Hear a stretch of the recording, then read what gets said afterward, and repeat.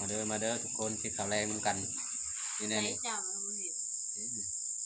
แกงหน่อไม้สุกแล้วผู้ใดถ่าซีมถ่ากินกันมาเด้อหาแต่เศร้าเนาะแต่ว่าเอามากินค่ำหาเศร้ากินค่ำหาตอนเศร้าแต่ว่าเอามากินตอนค่ำ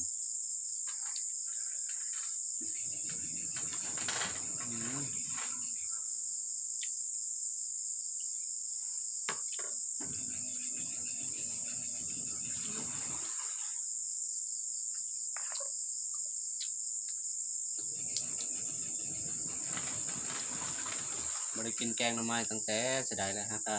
ได้มากินมานี่แหละ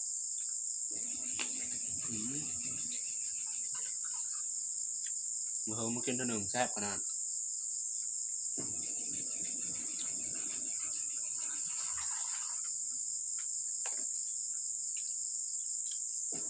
อันนี้ก็ปิ้งชิ้นงัวเนี่ยแกงหน่อไม้ก็ปิ้งชิ้นงัว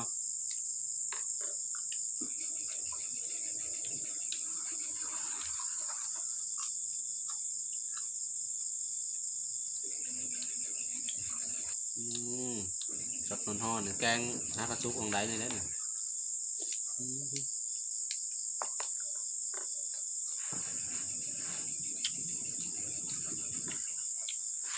ท็อกเนาะ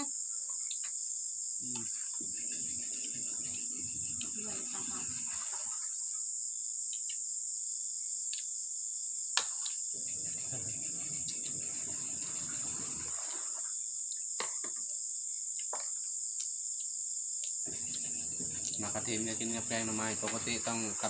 ตำมะฮุง